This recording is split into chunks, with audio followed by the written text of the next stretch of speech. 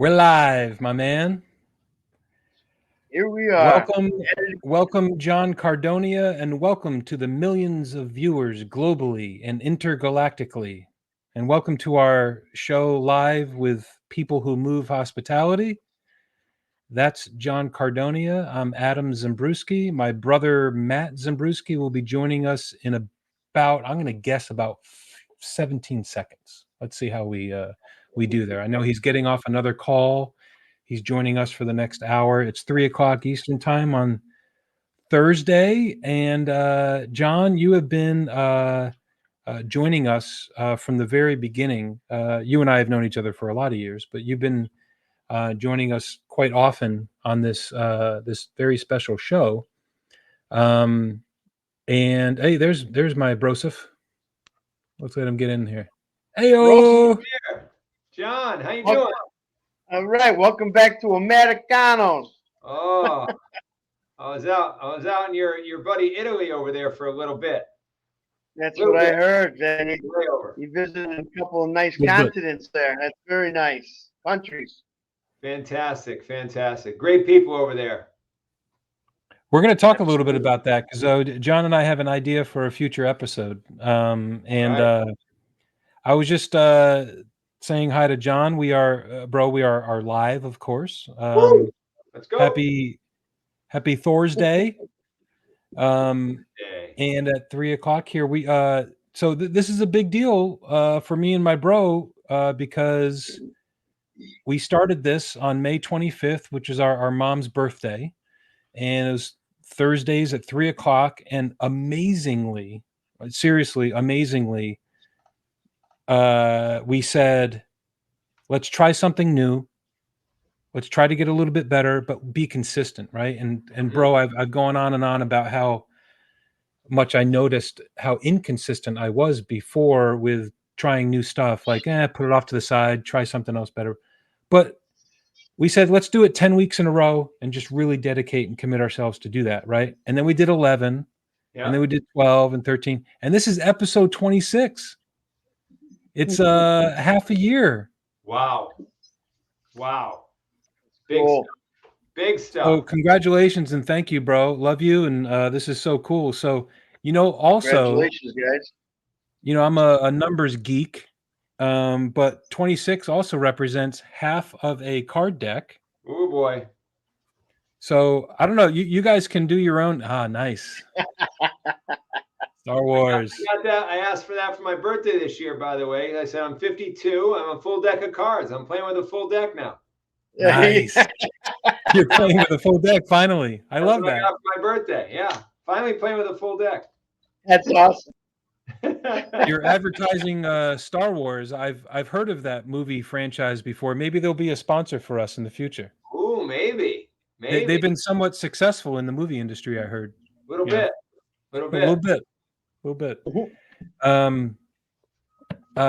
So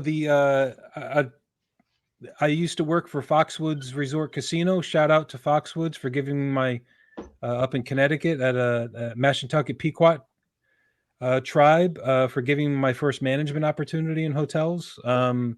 Next year will be 30 years that I was first promoted. And so I was I say I was spoiled, but I was that experience as a first management job at a 4-diamond resort casino, which was the first of its kind in that section of the country. It was an amazing experience. And the idea of operating a hotel 24 hours, like most hotels, but also the busiest times were overnight because of the casino. And my first job was the night audit manager overnight from 12 to 8 in the morning. And so I did not work in the casino ever. But I had a gaming license because you needed to be employed by the tribe and the gaming commission. And so the topic of conversation was constantly around gaming, cards, statistics, probability. Matt, I know that you have some friends that you had a friend or have a friend that's like a professional gambler and he travels around and does all that. And so that's always stayed with me as it relates to gaming and professional working environments, and very thoughtful and friendly competition and collaboration as it relates to just working together, right? So I've always had a deck of cards when I became a general manager, always in my desk. There's always a way to, just sit down with somebody for 5 minutes and do a little quick challenge. And so if you've worked with me over the past 30 years, we may have actually done this challenge together, because I've done it with a lot of people, and I now do it with my kids. And the challenge that I'm going to talk through a little bit, I have a video too, bro, that I recorded myself doing this earlier today to save time. Yeah. And also to save the moving my video around, making sure you can see it. But that's just because you were already hydrated. You already did your warm-up exercises. You had your 4 cups of coffee. I know. That's right. You had it all wired up. You already edited out all the thoughts, right? You pressed it down. It's I think the name of the show today is it's episode 26, but it's the challenge and statistics episode. So the idea of using statistics and into collaborative, that's a really important part of it, collaborative challenges with teams. And I was just talking to John. I'm gonna let John say a few words, but I was saying that, I can say that I've been in the hotel business for, 30 years, but really anyone that is working in a hotel, we happen to be inside of a hotel, or owning a hotel or managing a hotel. But really what we are really good at creating and maintaining high functioning teams. And I didn't realize that that's what I was doing. Right. So you could say it's in HR, you could say it in operations, you could say you're an asset manager, whatever. But really, if you're not part of a high functioning team, don't worry about the statistics, because they're not going to, the performance and the benchmarks, you're not going to hit them. It just won't exist. And so this challenge has to do with one little thing to do inside of a hotel or any business, really. That is fun, it's collaborative, and it's challenging. And so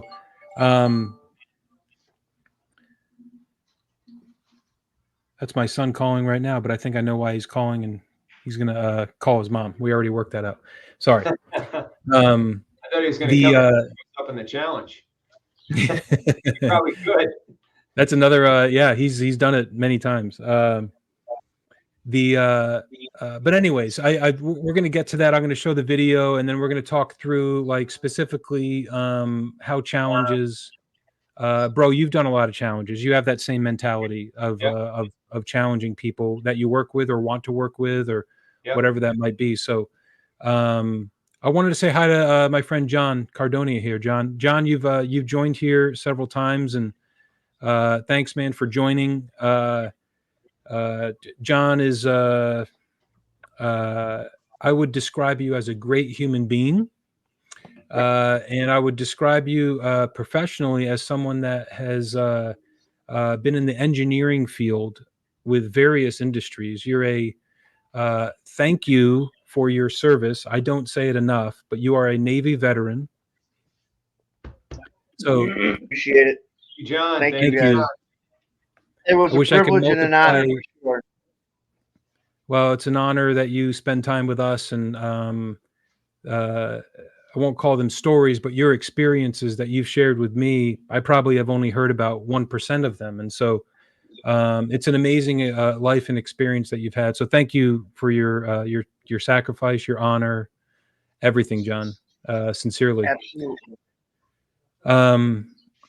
You're been a chief engineer at one hotel. You've been a chief engineer at multiple hotels. You've worked in other industries, apartments and offices, and you used to work on jet engines for the Navy. So you're an awesome talent. And so I love talking with you, John, because not only do you have much like what I was saying about me working in hotels, you've also worked in hotels, but really you've been around teams a lot. You've been around Yes. high. I mean, when we talk about the U.S. military, we probably don't have any other.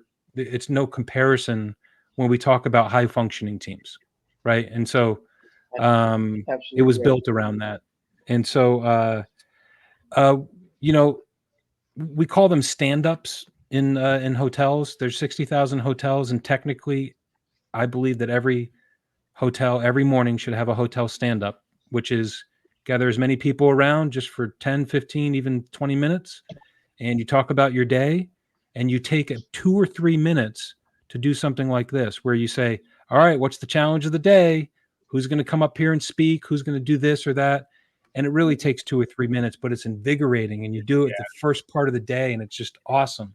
It's what people look forward to. It's what people get nervous about because they're stretching, and they're stretching that rubber band a little bit, you know. So, John, I don't know. Does anything come to mind as far as like other stand-up meetings and things like that that you've been You around, know, a or lot even of times, in the Navy that you've done? yeah, I'd have to say probably going outside the Navy, being in the hospitality, would be when you do like a stand up. Sometimes you do a prodigy of each department, if you will, and say, you know, okay, Maria from housekeeping, if you were in engineering, how would you handle a running toilet? You've got 2 minutes, Boom.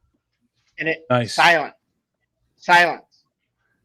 And then on the backside of that, you have housekeeping reverse the same question, but challenge it to sales. And you know, it really gets the mind juices running. If you think about it, if in housekeeping, they know exactly what they do. They have an idea what sales does. You sell, but they don't see behind the walls. They don't see going to different stores, new stores, buying cookies and taking them to maybe a new business. You may not get the new business, but the store gets a new customer. And it just rotates, you know, it just evolves like that. As you said, stretch the rubber band for 1 to 2 minutes and get your mind thinking. Matt, it reminds me of Toastmasters too, a little bit of the hotel stand-up because John, I think you mentioned too. Did you do Toastmasters? I did Toastmasters for a little bit, but I was more so involved with the JCs. Yes. But Toastmasters was on the back side of it. You know, it was more of a speaking forum, which was pretty cool also. Yeah, I can't remember what they called it in Toastmasters, but it was like you're on the hot seat where you have to get up in front of, 20, 30, 100,000 people, and they just give you a table topics. Table topics. Yeah. And they just give you a topic, man, and you got gotta to talk walk up about and it. do it. No prep. Ooh, boy. And we had to do that in the JCs also. And if Yeah, there was ever a way to break a fear of public speaking, that was the way to do it. That's it. Trust you me, if you didn't do good, they would continue to pick on you until you nailed it. Yeah. All right, so that's a really good way to refer to. So the first time you do table topics at a Toastmaster, you have 10 minutes or 5 minutes, let's say, to talk about a topic that you were not aware of before. The first time that you do it, the first time I did it, it's very similar to the first time that you're asked to take a shuffled deck of cards and organize it into reorder each suit from 2 to ace, and to see how long it takes. The first time that you do it, there's no way that you're going to hit 2 minutes. It's just, if you've never done it before, I don't care if you're Einstein or my son or you guys, anybody. There's or not familiar with, maybe if you're a poker dealer and never tried, maybe you're dealing with cards every day, but I don't know. But breaking 2 minutes to me was always, I tried 100 times and I couldn't break 2 minutes, and I've done it once. And so the first time that you try it, it probably took me 8 or 9 minutes, right? Just like John, you said the first time like being with the JCs and going into a speaking engagement. The first time that you try anything, the first time that we did this podcast, the first time that we talked about it, one of the episodes took an hour and 45 minutes, and it was great and wonderful, but really our goal was 30 minutes. Yep. And now it's kind of expanded into like 30 to an hour. But it's become less expensive, right? It's cost us less to do that. It's taken up much less of my time before. So for prep, Matt, you probably say the same thing. It's allowed us to invite people like John on a short with short notice. It's allowed people like John and others to text me like the morning of to be like, hey, can I, like a previous guest, there's something I want to talk about. Yeah. So you're also not flexible when you first start a new thing too. So you become more flexible, become more knowledgeable. So just for reference sake, because we've been talking about it, I got the video here, bro, and I'm going to fast forward it, but I did take my my camera down and I videotaped me doing it this morning. So let me just play that real quick. That's going to give people like tips, like how you do it and stuff. Do you want to? Why don't Okay, you? well, Well, you gave a little clue to it. Why don't you explain the challenge? Because you asked me to do the challenge like a week or so ago. I timed myself. It took me forever. I forgot how long it was. But why don't you just explain what the challenge is to people if they're watching this for the first time before you show your video, so then they can start to think through at least how they would do it. Okay, good. So thank you. Yeah. So here's a deck of cards, right? There's 52 cards and it's already shuffled. So if you can get your hands on a deck of cards and a stopwatch, that's really all you need. Okay, so a deck of cards and some way to time yourself. So after it's shuffled, the goal is, I'll do it in the video, so that it's a shuffled deck of cards, and the final result of what you need, the goal, the challenge, is to put the 4 suits separated and each in order from 2 to ace. So after you're done, this shuffled deck of cards will be hearts, spades, clubs, and diamonds, 2 to ace in 4. They could be together, but in 4 separate areas, 4 separate sections. That's probably how it shows up in the box when you first get it, right? Right. Yeah, that's right. Yeah, that's good. So you're putting it back into the original order. Back in the original order. Cool. That's now great. The how I kind of penalized myself for accuracy was I'll do it. I'll go as fast as I can. I'll stop the stopwatch, and then I will go back and review my result. I'll make sure that it's 2, 3, 4, 5, 6, 7, all the way for all 4. And then if there's any out of order, I add 10 seconds to my score. Okay. That's so fair. It's a penalty if I get it wrong. So, and that happened a lot. That still happens a lot whenever I try to do it. And by the way, this is a great just break. Take a break and do it. And it just takes you into another world. It allows you to focus on complete. It's not nonsense, but just something other than whatever you're working on. Reset. Yeah. It's a reset. It's a great thing. And so that's a really added benefit. So does that explain what the challenge is? That's good. I just want to put it out there for people before you show it, because once they see it, they're going to start to. Right now, they're thinking about how they would do it themselves. So how would you, bro? If you or how have you? What's the first like? So I've only done it once, and what I did is I put them. I tried to spread them out as much as I could in front of me. That was like first thing, so I could get as much of it I could see, and then I looked for the 2 was first, right? So 2. So then I tried to find the 2s. Once I found 1, 2, and 1 suit, I put it there, and then I looked for the 3, then the 4, then the 5. That's probably a slow way to do it, but that was the first way I did it. So I did 1 suit at a time. Where's the 2? Put the 2 there. Where's the 3? Where's the 4? I went up, and then I went to the next one. And as you get farther down the line, there's less cards, so it goes a little faster. But that was my approach. It wasn't that fast, but I picture like a funnel almost, like you put them out on top, and then you reach down and put like 3, then 4, and then 5, and then each one. Well, yeah, mine was pretty messy though. Like I just threw them all on the table. I didn't really have a nice funnel like the magicians do, where you can see all the cards. And all that Oh stuff. yeah. So I couldn't see all the cards. That was my first challenge. Yep. Like if I were to do it again, like if I had to do it like for money or something, I would do it on the floor. I'd throw them all on the floor. That's what I would do. That's the first thing I would do, so I could see them all, and then I would just start grabbing and putting them down. But anyway, that's what I do right That's now. interesting. You know, if you go to a like what is it, occupational therapist, like a psychologist for how you like to work, I bet that they would have a field day with that. I Like, bet they would. this is how you think. This is how you solve problems. This is how. Seriously. Yeah.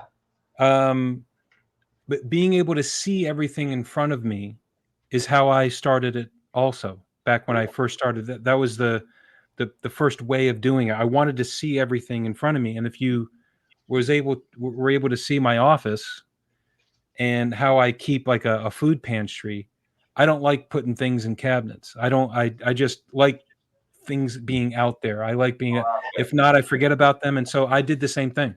And so I do something different now, which you'll see. But John, what is your first instinct when, if I gave you a deck of cards right now and said reorder them? I would probably go through them, and as I stated before, instead of handling them more than once, one set more than once, instead of putting all the groups together, then going back and then putting them in consecutive numbers on up. As I was going through, I would probably try to put them together as I went through to handle that, the spades once, the hearts once, the diamonds once, etc., and try to break it down instead of handling it more than once. Okay, good. So you basically deal with cards. You just like deal them into 4 piles. You can boom, boom, boom, boom, boom. Pretty much, yeah. Either like that or in your own hand. Yep, absolutely. Yep. And just kind of like if you were playing solitaire, you know what I mean? Yep. You have it straight down, but you handle it just once. That's pretty cool. So I'll play mine. It's real quick. I'll get to the gist of it, and then I'll fast forward it. The whole thing takes 4 minutes, but the actual stopwatch was 2 minutes and 40. Wow. Here it is. So I'll go back to the beginning. Well, we know that you finished it because we saw the final. So here's the beginning, and I'll so. Okay. So I'm going to get started and start my timer. Zoom in on the wrist. You're the wrist model now. Let's check out the pores in my brother's wrist. It's a stopwatch. I'll so. Okay. And I talk over myself a little bit on there, but here we go. Ready, go.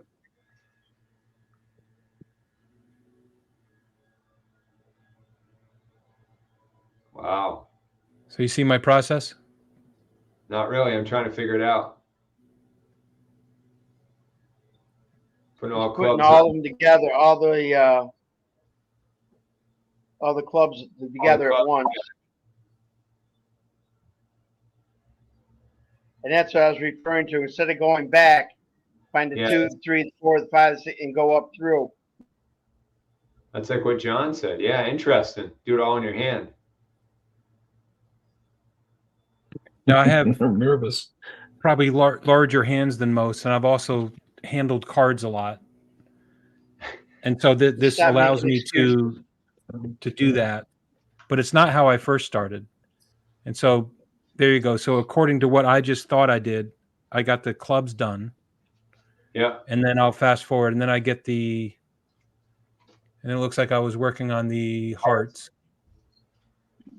I'll fast forward again, and I get the hearts organized, and I put that down. And I'm working on diamonds. One thing I realized doing it, 2, 3, 4. Going And red back. to black, red to black was Back. smart, because if I was 7, trying 6, to decipher 7. between hearts and diamonds, I probably would have made a mistake. Yeah, good point. Yeah. 10, I like that. Good Jack. idea. This one's not good. Queen, king, ace. Clubs. Back. 2. Funny because I stacked mine upside down compared to what you did, bro. So I did 2 up to ace, 10. like 2 on the bottom, ace Jack, on the queen, top. king, ace. Oh, okay. All right, stop. I didn't follow directions correctly, so I failed. 2 minutes, 46 seconds. Now I've got to check. And for every So one now that's wrong, I got to I add 10 stopped it. It seconds was 2 to it. minutes So and 46, and then I checked. 2, 3, 4, 5, 6, 7, 8, 9, 10. Jack, queen, king, ace. Good. Jack, queen, king, ace. Jack, good, king, ace. Good. 2, 3, 4, 5, 6, 7, 8, 9, 10. Jack, queen, king, ace. All right, so I got 246. 246, that's fast. Yeah, so I that was that, and that's the process that I eventually, I'm sure there's a better process. I'm absolutely positive that there is one. I have this is the one I've kind of gone all in on, and trying to get better and better using that process. And so I might start trying other processes and see how that works out, because you think about it. I mean, it's oh yeah, the thing I wanted to mention about being collaborative, right? I think it can only be, it's invigorating and challenging for me personally, right? I'm like, oh, and I get all excited. It gets me off into a different mindset for a moment. Yeah. It takes me away, gets me focused on something different. But at the end of the day, I'm all alone, doing this, and it can only be so much fun. Yeah. And I think if I did that time after time again, if I didn't do it with other people, I don't think that I would have kept doing it, because it's like, I mean, you can self-motivate and self-challenge and stuff like that, but until you, I believe, include other people in it, even There's doing no what we're challenge. doing now, then you break open the ceiling of enjoyment and functionality, and then you're starting to look at how other people do it, and then you've got a team. Yeah. You've got a team and doing these little things. So I Are think you it's beautiful. Are you going to talk? Do you want to talk more about stats or the team building or whatever? Because I like the approach. You didn't mention it, but I think you're aware of it. Is that in the agile space that I play in, the stand up, now they call it, because it's more diversity and inclusion correct, they call it a daily scrum or a daily huddle. They just because not everybody has legs and wheelchair accessible and things like that. So they changed it, but it used to be called daily stand up. Same exact thing. 15-minute time box or less, and you get everyone together to make your plan for the day. Your whole team, your high-performing team, gets together once every morning, kickstarts the day. What's our plan? How are we going to attack today and make today the best day ever? Like, what are we going to do? Who needs help? What's in our way? What do we do? And then as the scrum master or leader or whatever, you're listening for things like, oh, wow, it sounds like that person may be a little confused in what they're trying to do, or maybe they're not as tight with the team. Maybe they're a new housekeeper, right? And they don't know how to, do the levels of rooms that we're doing today or whatever it is. So I might want to pair them up, right? So how can the team work better together? So my point in saying that is, I think it's awesome that you do the same type of daily stand-up and you have a collaborative game, because not all of the teams that I've seen have a collaborative game or a kickstart or icebreaker, but the best ones typically do, and they're really good at doing it like in 60 seconds to 2 minutes. And it's like, all right, quick, around the room, whether it's one person going on the hot seat or whether it's, all right, everybody, what was your 2-word answer for how you're feeling right now?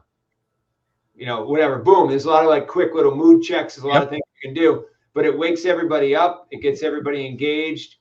I saw one from the chief innovation officer at Disney once, which was one of my favorite ones ever. I call it the Disney Energizer.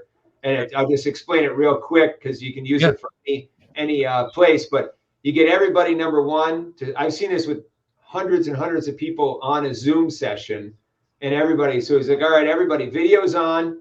Everybody stand up. Everybody get a blank piece of paper. Hold it up to the camera so we can all see it. Okay, great. We're going to have, this is a 60-second exercise. We're going to have 30 seconds to do a challenge. Okay, put the paper behind your back. Hold it behind your back so you can't see it. Stand up in front of the camera. Okay, you have 30 seconds. Tear it into your favorite Disney character. Go. And everyone's like this. They're going like this, and you can't see. You're tearing a piece of paper. All right, 30 seconds is up. Hold it up to the camera. And everyone holds it up, and it's just like a complete farce. Everyone's laughing. It's like, what is this crumpled piece of paper? And then people can look at each other and like, oh my goodness, what is that? Oh, that's Mulan. Oh, that's Hercules. Whatever.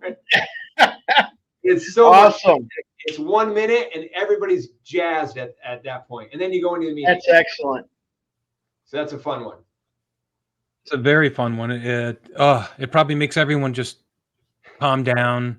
Like, even if you don't know the people, it's a new meeting. You're trying to, like, yeah, icebreaker. It's huge. Yeah, that is the one of the main purposes for the hotel stand-up. And we can talk a lot about the effects of the COVID, the pandemic, and how it affected. It's still affecting hospitality in hotels because that practice, it didn't go away, but from what I've heard and spoken to people, the hotel stand-up practice every single day, it has decreased in frequency because for a while, even though hotels were deemed essential and didn't close, many did close. Many, closed down and closed their reservations and all that. And so if you got no guests there, you have no one to work there. So of course, you're not going to have a hotel stand-up. Sometimes you got one person there, two people overseeing the building. And so a lot of that went off into the ether, right? It just kind of disappeared. And so I'm a huge fan. And bro, you helped me with buying the domain first that I still have hotel stand up. And so it's it's all the, it needs to, if you're listening or watching, it doesn't matter if you're running a hotel or a restaurant. I have a lot of examples of the benefits. And one of them is watching your colleagues, how you just described, right? Your boss or your colleague or someone that you work with fumbling around, trying to do the same thing that you're trying to do, looking like an idiot, like trying to and there's something magical to that. There's something really magical to that happening. One quick example. It levels the playing field, right? Everyone's equal. Diversity, inclusion. Doesn't matter your rank, how many years you've been working there. Doesn't matter anything about your background. Everyone's equal. You're all doing a very simple activity that makes everyone on an equal playing field, and that's cool. You're to interject. Didn't Evelyn do that like once a week? She had her little dance off or whatever, right? I mean, that's an amazing way to do it, incorporating dance and movement, and that's awesome, right? I mean, imagine if I was in there and like they say, hey, come on in, Adam, and start dancing. I would look like a dummy, but that's the benefit. That's what I get the benefit of like expressing some energy, and they get the benefit of seeing this big bald beard guy with glasses and jumping around like a dummy. But there's benefits to all that. But to the statistics point, so you just mentioned the level playing field. Okay, so without getting too much into the specifics, and so does John, that I've been working on something since 2016, and it is related to developing a level playing field for all hotels, regardless of the size, the scale, if you're independent or luxury boutique or an economy motel, whether you're in Las Vegas or whether you're in Paducah, Kentucky. And so I've been working on statistics and data, and people in the hotel industry love balanced scorecards, and that's all good. They all have it. They have a balanced scorecard for their company. They got 20 hotels and they look at the same spreadsheet and the same statistics. That's not exactly what I'm talking about. It's good for them, but they're still in that silo. and they're benefiting themselves, there's not a lot of reaching out to compare themselves. There's no current number or score that they can compare their performance to others, even though they're all doing the same thing. The one thing, there's more than one, but the one thing that all hotels share is the fact that the inventory is a hotel guest room. Mm-hmm. Okay, that's it. So we in our industry, and I have done this myself, overcomplicate things quite often. And what that does is it creates a perception that the 7,000 room, what's the Palazzo, Marriott or whatever it is. Yeah, the Venetian. The Venetian, I think, is still the United States largest, technically largest hotel. It's over 7,000 rooms, right? Wow. But at the end of the day, they have 7,000 rooms. There's no difference in inventory and what they're selling than the Hampton Inn in Paducah, Kentucky, that has 80 rooms and no food and beverage, nothing else. It's just that's what connects them. And so why can't, and this is what we're answering, that Hampton Inn in Paducah, Kentucky, and I picked Paducah because I like the name and I've been there and I've looked at some hotels there. It's a great town. Why can't they be on a level playing field with the 7,000 room Venetian? They are. It's the same as Old Navy selling sweaters and Gap selling sweaters and I don't know, Versace. Yeah. Versace's sweater. It's still a sweater. It's a bunch of yarn developed into something. It might cost more, but still it's the same inventory. So your comment about statistics and creating a level playing field, I think, is really important. And so how that relates to high functioning teams, how that relates to these little challenges, how could you possibly enjoy a challenge together as a team if you're not on a level playing field? And because just like I mentioned, where I have kind of bigger hands, to handle cards better. But still the goal is the same. It's to put them in the right order. And that doesn't mean that somebody with smaller hands can't also improve their original benchmark or their original score. Yep. And I think all that matters. And so when the individual challenge is set of saying, hey, Adam, do this, Matt, do this, John, do this, when we incorporate other people into it, I think it becomes more fun. And it's like you could start approaching personal fulfillment rather than just the basics of Maslow's hierarchy of needs, right? Yep. You start advancing up and be like, why am I doing this? Oh, I'm going into work today not to just clean rooms. I'm going into work today because I heard that John Cardonia is going to try to do public speaking for the first time. And he's going to try it out. He wants to be a public speaker, next year in his life or whatever. And he's going to try it out on us tomorrow. That's going to make me want to go into work to see that. And I can give John feedback. I can do all that. And so, as we go through this conversation, bro, I think you connected your agile world with the hospitality world with, you also call it the stand-up. Yep. So let me ask you guys a question about, okay, we got high functioning teams, right? But when the team is the division of labor and the expertise of what they have, so a front desk agent at a hotel versus maybe a housekeeper at a hotel. Level playing field is the fact that they're working in a hotel. Yep. And but they have very different jobs when they go about the day. And so what we call it in our industry is cross-functioning or cross-training, which is also a wonderful tactic or practice. You don't need to budget for it. It's just you pick one day a month or whatever. You have the front desk agent go clean rooms for a day.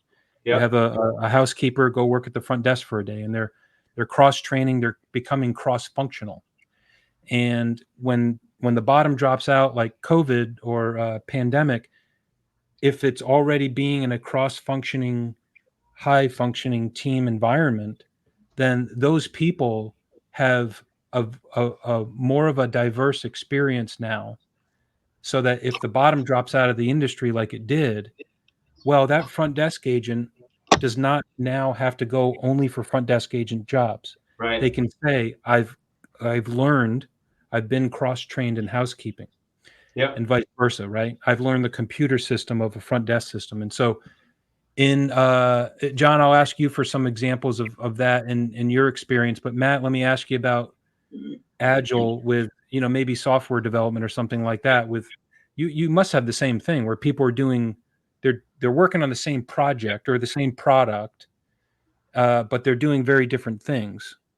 Yep. It's the exact same thing, actually. They call it in the Agile world, they call it T-shaped skills, because you go deep in your own skill. Like if you're the front desk agent, you go really deep in that. If you're a developer, like a front end developer, you're great at websites, say. So you're doing all the web pages, you're doing all that stuff. That's your expertise. You can do that all day with your eyes closed, but you don't know how to connect it to the data. You don't know how to test it. You don't know how to release it or tie it to your WordPress or whatever it is. T-shaped skills, what they do, the ideal Agile teams are cross-functional, so the people have had time to train in the other roles, so that the T is basically you're deep in one area, but you're shallow across all the other areas. So if the demand goes really high, like on the testing, like, oh, we did so much development, we built like 80 new web pages or whatever, and we need to test them all. Now everybody tests. That's all everyone's doing today or tomorrow for 3 days or whatever. Everyone's just testing because that's a particular skill, but everyone knows enough about it because they've been cross-trained. And a practical example of this is when I used to work at another example. I used to work at a conferencing company way back before early days of the internet, before we had all of these Zoom conferences. We just had audio conference bridges and a little bit of video, but for the most part, it was just audio. You either had your phone call and you called one person, or you wanted to call a lot of people, like a company wanted to do their stock report or whatever. So they would open up a big conference bridge is what it was called. But this company that I was at was a pretty small startup in America for a bigger company, and they didn't have a lot of staff. We had maybe a couple hundred people there. People were developing, people were doing stuff. We had, teams of people doing various things. But what happened is because they were a startup, as they took on new clients, sometimes they would have like, oh, the quarter just ended, the fiscal quarter. All of our clients want to do their stock report next week. Someone's doing it Monday, 10 companies doing it Tuesday.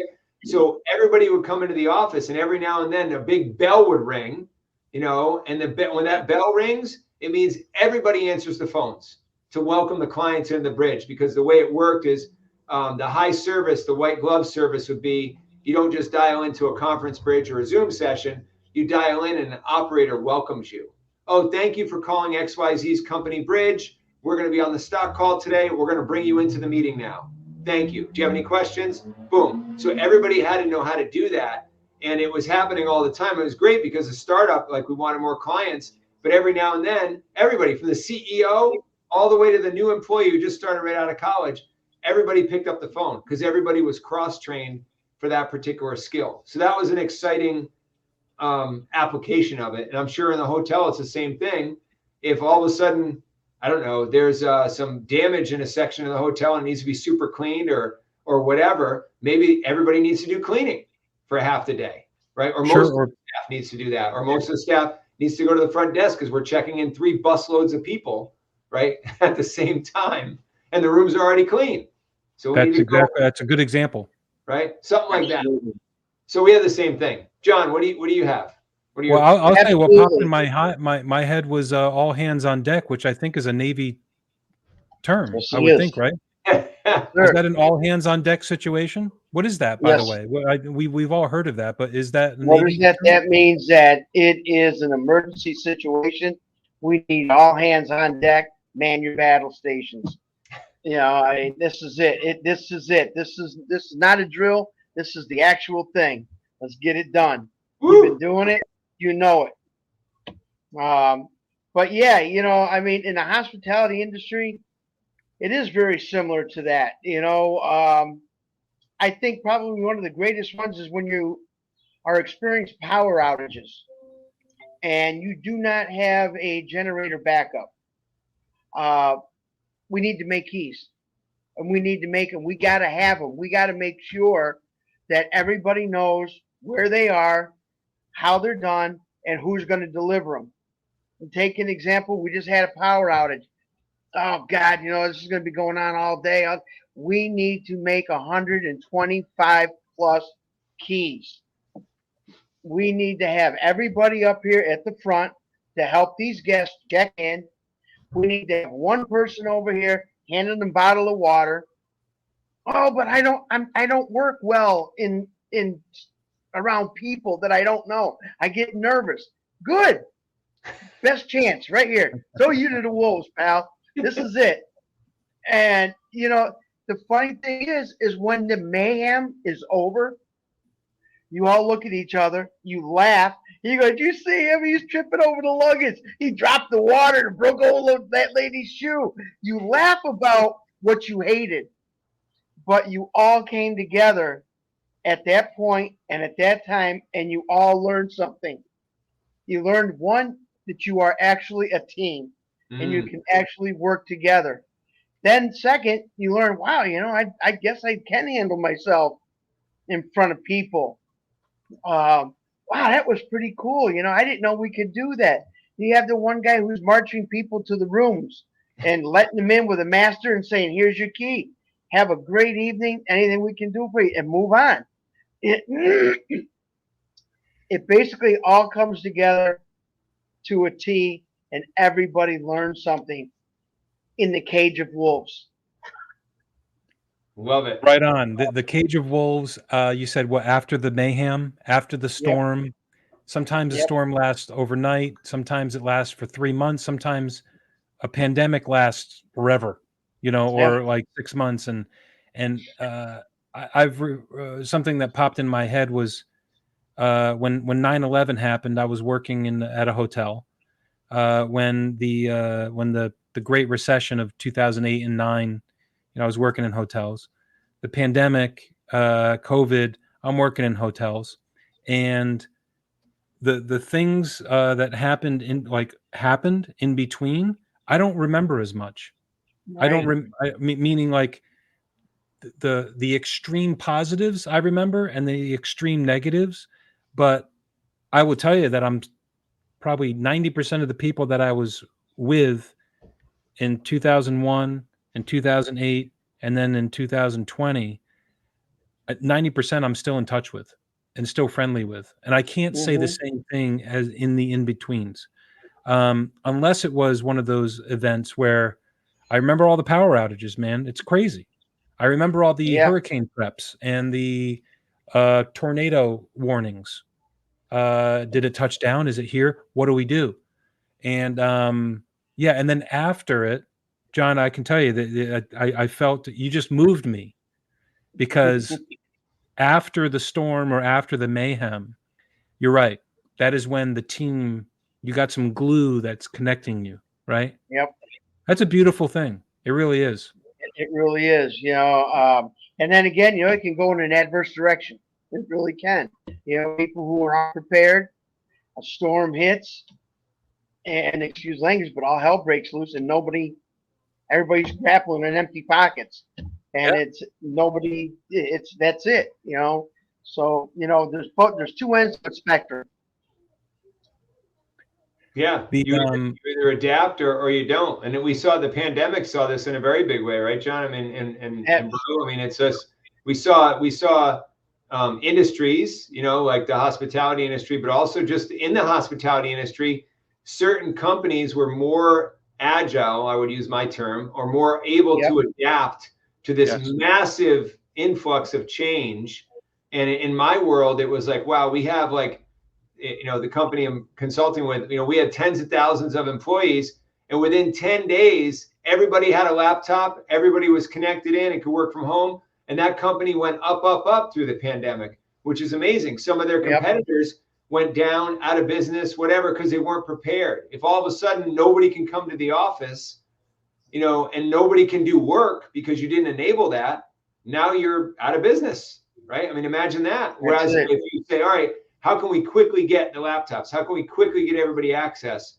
And how can we check in to make sure people are okay, right? You got to like now pivot to, is your family healthy? Are you okay? Is everything all right? You know, that's more important than work. So if you don't have that That's attitude right. and have that ability, so that, you know, the pandemic was a big example of change being in, like you're talking about with a hurricane or with a storm or something like that. That's a smaller but also significant for those 24 hours or whatever. That's like all hands on deck. What are we going to do? And if you don't have a plan, or you don't have at least one leader there with a mindset of how to handle that, That's it.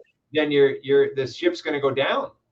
It is. It's got to be a hierarchy, as you would say, mindset, because not only are you working with the team, but you're also working with the outside customers, clients, guests, whatever it is. Those people all of a sudden have a mind dump when they come to your establishment. They expect you to do what you do, regardless of the fact. But you hit the word agile. My football coach in high school, his favorite saying: fragile, mobile, agile, straight across the board. You know, never forgot that. But and that hits in life every time. You know, you can't be fragile. You got to be mobile, and you got to be agile. Yep. That's nice. I like Joe. that. I like that. You know, you just popped up another memory, but you know, the movie Zero Dark 30. Yep. What I was I'm sure that it was similar to this, but what blew my mind a lot, I love the movie and I love the whole story and everything, but what blew my mind was and I don't know if this is exactly correct, but was the movie was happening, right? We're in the search for Osama bin Laden, and like, and all that time had gone by. Like the woman, Jessica Chastain, that character, um, was searching, saying, I think that we know where he is. I think we know where he is. Well, they're up there in their offices using technology and spy networks and such to learn about where he is. Well, what blew my mind was towards the end, or the middle of the end, was when they said go. Yeah. That the SEAL Team 6, right? They just said, what are we doing? Boom, that's our mission. Boom, we're going. They did not need to do 1 second of training. They had already been trained, you know, for years and years and years. And that was the elite. And that's why people still talk about SEAL Team 6, because all of this prep, they have been through almost probably every emergency or simulation for an emergency, constantly and regularly. And when it came time to execute, there was no discussion. I was like, that is awesome. It was boom, we're doing it. And then there was a success, right? Yep. That's a movie that was made because there was a success. But I'm not asking this, but how many failures are there every single day in the military and in business? And that practice, that exercise, that daily routine that people go through, they're learning, they're becoming cross-functional. And just like you said, Matt, with the company that you're consulting for, they went up, they were able to, but it's because they were already going through the agile transformation, right? For years, and learning about that, and they were able to do that. I have some examples too that I can share, that of companies and individuals and people that had, you know, a farming term, you put the hay is in the barn, right? The hay is there. And then when times when you need the hay, you pull from it. A lot of people and a lot of companies, they were hit with the pandemic and they didn't have any hay in the barn. And they're like, whoa, what do we do now? And it's like, well, I hope that they learned from it. And that's what we're, you know, I think that that's the topic of the today's show. It's the collaborative effort. It's the daily challenges, the daily routine, implementing cross-functional, you know, collaborative, working together and learning, making fun of each other, you know, maybe even creating simulations of emergencies, which could be fun. Like, you know, we do fire drills. And so when there's a fire, you need to know what happens. And so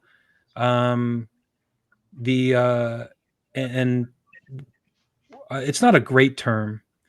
So John, you said the term that popped in my head was post-mortem, Mhm. and so technically that means after somebody dies, right? But Right. I love the idea of having a post-mortem meeting, meaning after the mayhem, like you said, John, after the storm, teams are built, but what can a team do? What can a team leader or an owner or an operator, a general manager or some sort of team owner, what can they do afterwards to optimize that asset, that feeling of teamwork that was just forged in a fire, right? There's huge value in there. And so, Absolutely. Matt, what's the term in Agile? Is there like a Agile, post-mortem? yeah, Agile, project management before Agile used to use postmortem. Agile came up with a term which I like a lot better called retrospective. So you look back on what just happened, you process it. What could we have done differently? What was good about that? What do we want to keep doing?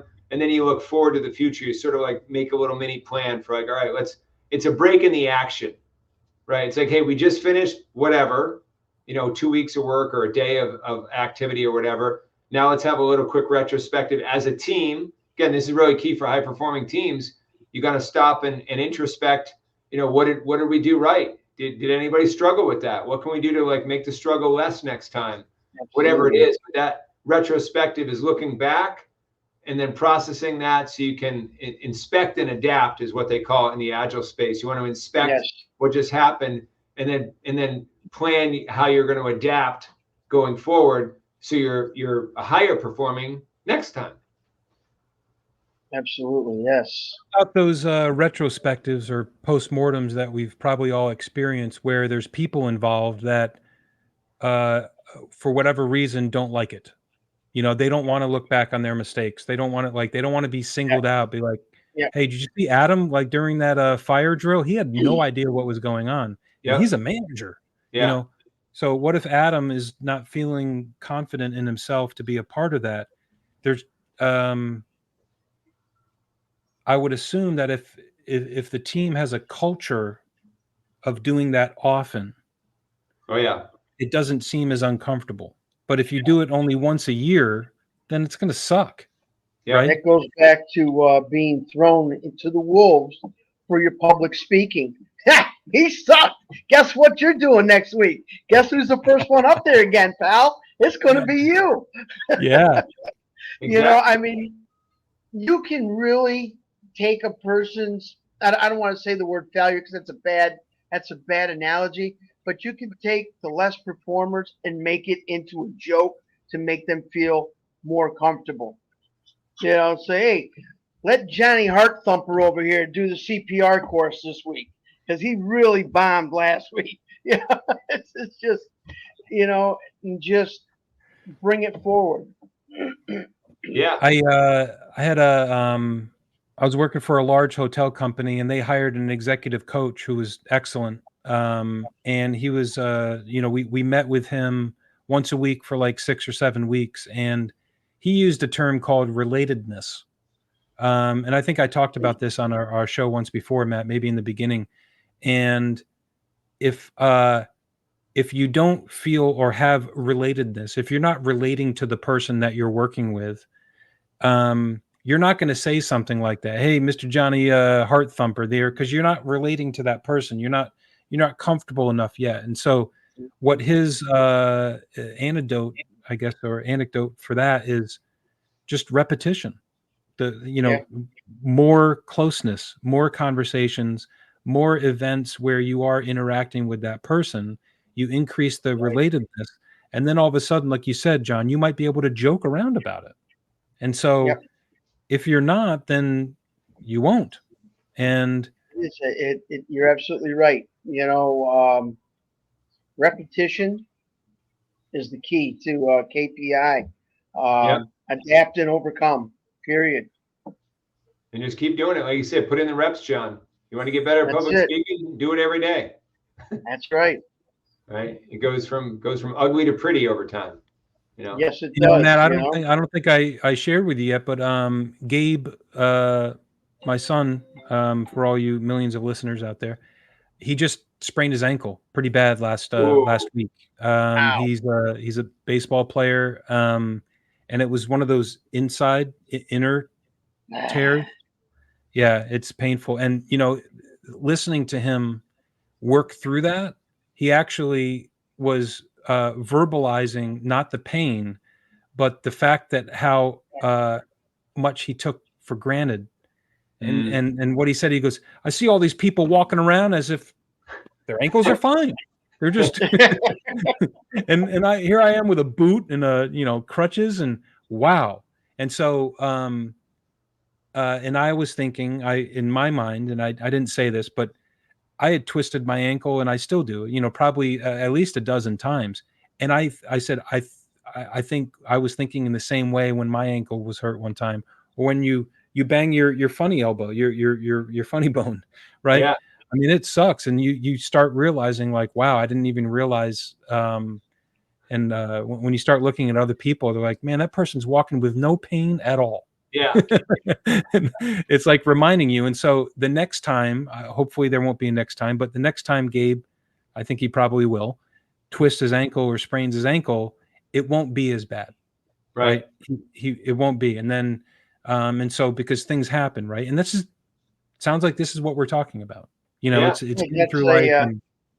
That's an adapt and overcome, because you learn, as you were saying, Adam, the grumbling, that sucks. Yeah, look at that. The next time it happens, okay, I know how to deal with it a little bit more this time. I can adapt to it. I can understand it. Next time, get faster. You can get better. You can get you can more agile. You know how to handle. We are over our hour that we try to strive towards. It's 4:00. So, did you guys want to say any last words, or we can just end it here? Happy Thanksgiving, guys. Oh, that's true. We're going to have a very we will have an episode next week, by the way, for our millions of fans that sign up every week, but it's going to be pre-recorded. All right. Okay, so maybe I'll reach out to you guys, and we'll just we'll pre-record an episode, and we'll make it fun. We won't do what every Friends episode and whatever, a Thanksgiving episode. Hopefully the culture of this video live podcast is a weekly gratitude. Yep. It really is. It reminds me to express gratitude, to express love, and to receive it, and to give it back. And that is really a good way to end the show for today, because next week is Thanksgiving. And I hope when we look back on our 26th and possibly 500th episode, is that it's a constant weekly reminder to express gratitude and to thank our friends and our family for the life that we have together. And so I'm expressing that to the both of you with love, with care and friendship and brotherhood. Thank you. I have much to be thankful for, and for you two for being a part of this. Thank you very much. And thank you both for the opportunity to be here and to talk about cards. Woo! That's it. Keep your deck close. Bro, you mentioned Disney and Star Wars twice, so I'm calling them. I'm going to say, hey, Mr. Disney, we got this podcast here with like millions of viewers. We gotta get a little sponsorship there. Whoa! Look at that. Tell them to send the check. I'll get that on send the check, baby. You can come on and send the check. We just advertise for you. They need to promote themselves better. So maybe they want to come on the show and talk about Disney, because I don't think a lot of people know what they're about. So that's true. It'd be a nice thing. Good point. Everyone deserves a voice now, people. Come on. That's right. Absolutely. All right. Love you guys. Gentlemen, have a great evening. Go get them, and we'll talk to you all soon. Thank you. All right. Ciao.